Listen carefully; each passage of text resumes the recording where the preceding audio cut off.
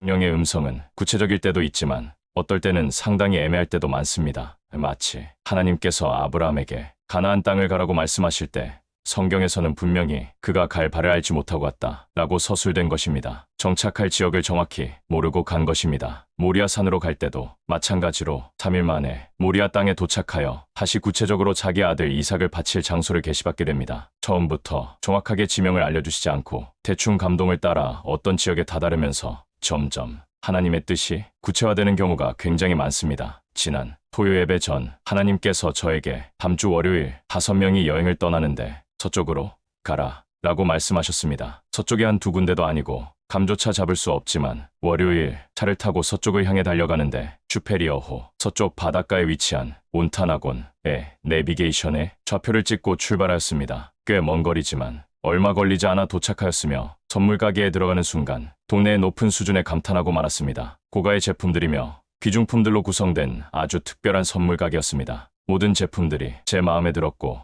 그 이후로 진행되는 모든 여행 일정은 대만족이었습니다. 어펠매치에게는 어디를 가든지 깨끗하고 아름다운 관광지입니다. 면적은 대한민국 절반의 크기인데 전체 인구가 30만 명에 불과합니다. 사람들은 스위스가 아름답다고 말하며 뉴질랜드의 자연이 아름답다고 말하지만 저는 이곳을 이 세상에서 가장 아름답다고 여깁니다. 제게는 아주 뚜렷한 절대적인 그리고 변치 않는 이유가 있는데 이곳에 거주하는 사람들은 거의 대부분 백인들이며 기독교적 색채가 강한데 제가 평생 만나본 사람들 중에 가장 선한 자들인 것은 분명합니다. 저는 전 세계 20개국을 여행한 경력이 있으며 대한민국도 가보지 않은 장소가 없을 정도로 여행광입니다. 어느 나라를 방문해도 어떤 지역을 방문해도 항상 느끼는 공통점이 있는데 사람들에게서 느끼는 강팍함입니다. 그런데 이곳 사람들은 그 강팍함이 전혀 없다는 것이 놀라운 것입니다. 저는 그 전에 하와이와 뉴욕을 제외한다면 미국을 경험한 적이 전혀 없지만 이곳은 미국이라기보다는 이 세상에서 전혀 새로운 세계임이 분명합니다. 어디를 가도 사람들은 기쁘게 인사하며 잠깐 차가 정차되어 있어도 도움을 주려고 물으며 인종차별을 전혀 느낄 수 없으며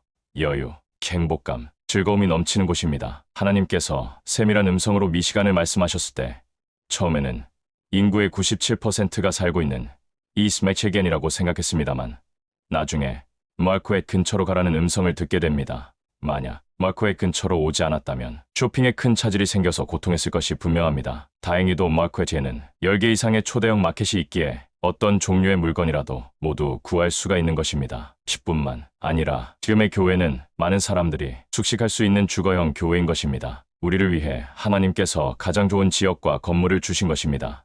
서쪽으로 가라 는 애매한 하나님의 명령을 통해 몬타나곤이라는 아주 좋은 관광지를 여행한 것처럼 미시간으로 가라 는 애매한 하나님의 명령을 통해 어펠 매치겐을 마음껏 여행할 수 있는 축복을 받게 된 것입니다. 할렐루야. 2024년 12월 12일 오후 10시 박경우 목사가 하나님의 집에서